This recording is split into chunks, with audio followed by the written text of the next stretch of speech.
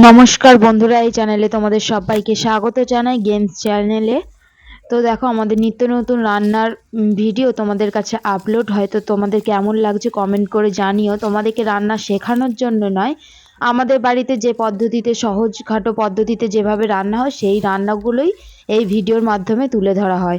তো দেখো, এখানে মাঠের মধ্যে গেছি। এখানে মাঠের মধ্যে গিয়ে এখানে বড়মা শাক, মেটে শাক, সর্ষে শাক, সমস্ত রকমের শাক তুলে নিয়েছি। তো দেখো, এখান দিয়ে মাঠ থেকে তুলে আনা শামুক এনেছিল। তো শামুকগুলোকে এভাবে পরিষ্কার করে নেবো একটুখানি ভেঙে নিয়ে। তো দেখো, এখানে শাটিং মাছ এনেছে আজকে বাজার থেকে। তো শাটিং মাছগুলো একবার ভাজা হয়ে গেছে, আর একবার দিয়ে মাছগুলো আরেকবার ভালো করে ভেজে নেবো। তো কারণ সব দিইনি, কারণ একসাথে সব দিলে সব মাছগুলো ভেঙে যেত, তাই দুবার ধরে মাছগুলো ভেজে নেব। দেখো, দুবারের মাছ আমার খুব সুন্দরভাবে ভাজা হয়ে গেছে। তো এখানে শাটিং মাছের ঝাল বানানোর জন্য এখানে আমি পেঁয়াজ ছাই নিয়েছি। এখানে পেঁয়াজ ছাইগুলো ভালো করে ভাজা হয়ে গেছে। টমেটো, আদা রসুন বাটা, নুন, পরিমাণ মতো হলুদ গুঁড়ো, পরিমাণ মতো লঙ্কার গুঁড়ো দিয়ে দেখো এখানে মশলাটা কষানো হয়ে গেছে। এখানে আমি দিয়ে দেবো পরিমাণ মতো জল। তো দেখো, আমার ঝোলটাও ফুটে গেছে। এখানে ভেজে রাখা মাছগুলো দিয়ে দেবো। আমার মাছের ঝাল তৈরি হয়ে গেছে। দেখো, মাঠ থেকে তুলে আনা যে শাকগুলো আমি নিয়ে এসেছি, সেই শাকগুলো কেটে পরিষ্কার করে ধুয়ে নিয়েছি। তো দেখো, এখানে কড়াইয়ের মধ্যে দিয়ে দিয়েছি সেই শাকগুলো। তো শাকগুলো আমি খুব সুন্দরভাবে একটু জল দিয়ে সেদ্ধ করে নেবো, কারণ এর মধ্যে বরমা শাক আছে আর সর্ষে শাক আছে। যদি জলটা না ভাপিয়ে ফেলা হয় তাহলে এই শাকটা তেতো হয়ে যাবে। তো দেখো, এখানে আমি শাকটা ভাজার জন্য এখানে পেঁয়াজ কুচি করে নিয়েছি। তো পেঁয়াজটা লাল করে ভেজে নেবো। তো দেখো, পেঁয়াজটা আমার ভাজা হয়ে গেছে। এখানে সেদ্ধ করে রাখা শাক দিয়ে দিয়েছি, পরিমাণ মতো হলুদ গুঁড়ো আর পরিমাণ মতো নুন দিয়ে দিয়েছি।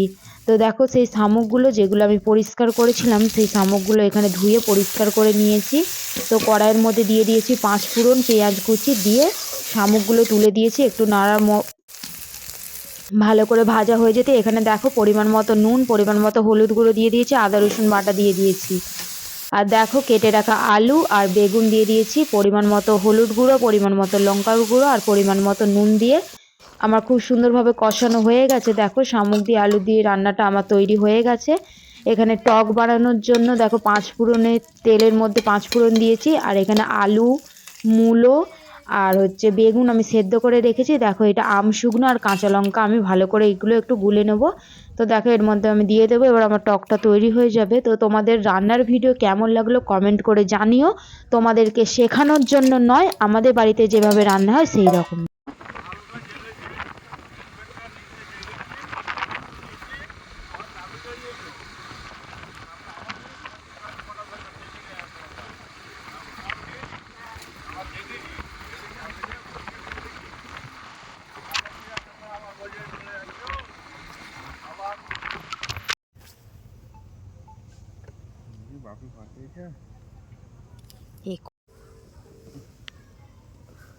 আমরা হেঁটে হেঁটে যাবো।